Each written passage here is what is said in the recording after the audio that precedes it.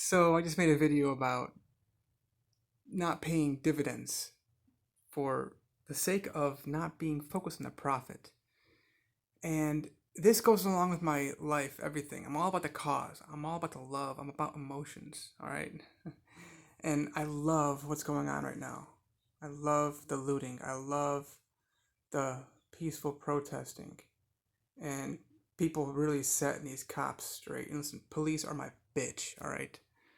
I've seen how ruthless and absolutely brutal they are. Unfortunately, somebody like me, I walk around anywhere and I'm just like, oh, okay. They see me as, okay, he's cool, he's with us. No, I'm not. All right.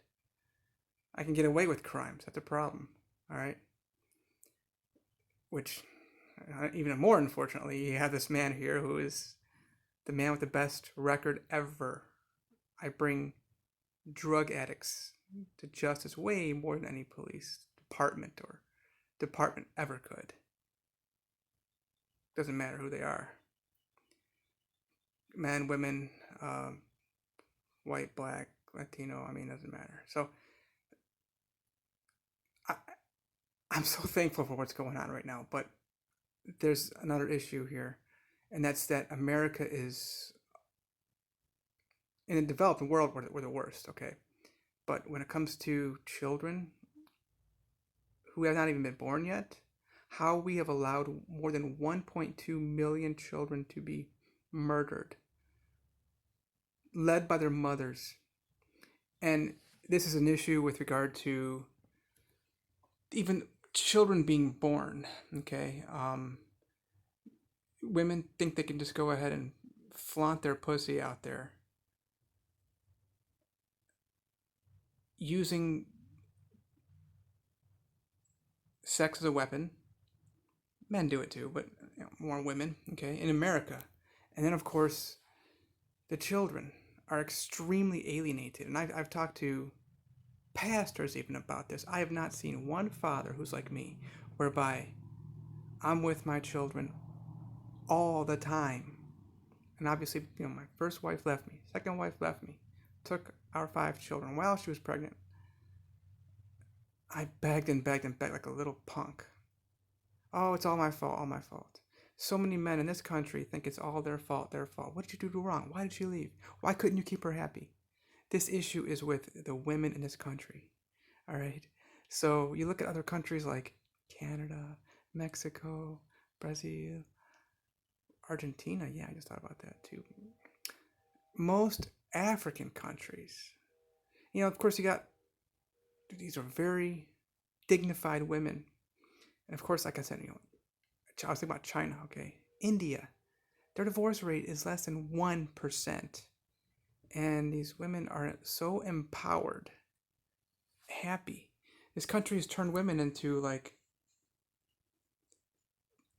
I talk about this a lot. Genesis 3:16. This is my prayer that women in this country are empowered, not to turn men into tools, which is nearly 100% of the time that's what's happening in this country, but that they're tools of love, gentleness, calmness. Every woman I've ever met, God, you're so calm, Jason. And yes, I've been through it. I've been accused of the abuse, and I thought it was all my fault. I looked at it, looked at it, looked at it. I talked to many psychologists and hearing officers and judges and attorneys, and they really had to set me straight that, Jason, well, I bring this right back to my children. They're the real victims here. But when it comes to whose fault it is, forget about the fault. The divorce rate over 55%. And these are not like, surveys, okay? This is statistics coming from the courts. Married and even that, okay, great, they're not legally divorced. There's a lot of people who are just married for the sake of money or insurance, and not even just that, just they just fell in love and all of a sudden they're not happy anymore. My prayer is that I am a leader when it comes to children being with their father. You've got a man like me who has a perfect record.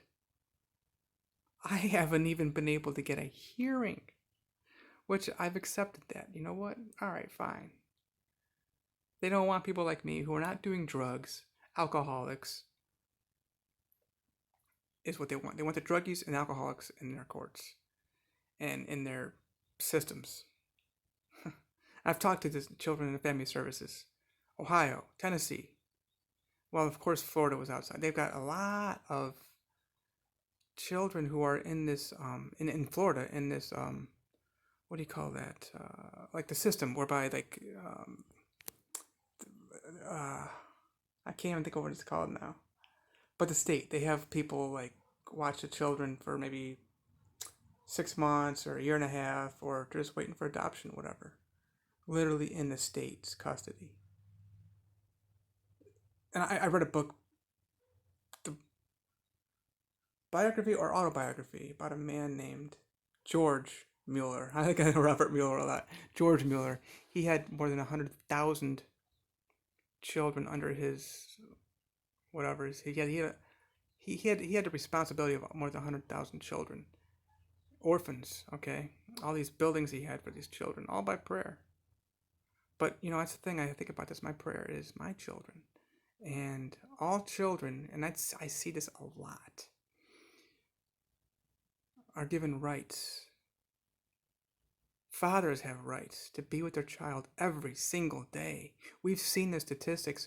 100% of the shooters in these schools raised without their biological father. I'm down here in South Florida. This Nicholas Cruz guy. People say, "Oh, he had his father."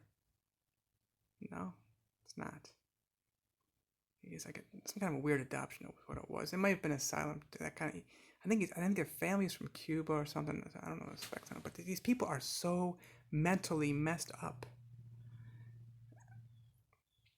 When we're not allowing children to be with their fathers, and I say this, it's not just the children missing out on their biological father from birth or from when they're 5, or when the mother leaves and runs and hides. It's even, like I said, this pastor I talked to, he said even his wife has just viciously run their children to various activities all throughout the community and neglecting the father. And the children have come to the father and say, I want to be with you too, Daddy. It's like the mom has just taken the children away, and they're hardly ever with the and I mean, look, I'm big on cuddling with the children, babies. That's really fun. They just they poop all night. It's fun. But anyway, even like when they're 10 years old, so sweet. Children have got to be with their mother and father every single day. So that's my prayer. We are going. That's what we need to do right now. Right now, children have got to be with mom and dad right now. My mom and dad, drugs and alcohol. All during my childhood. I met my dad when I was 17. I have no idea what it's like to have a mother and father. I really don't. A biological mother and father. And that's one of the reasons I think why I love children so much. They need that affection, that attention. I love you all so much.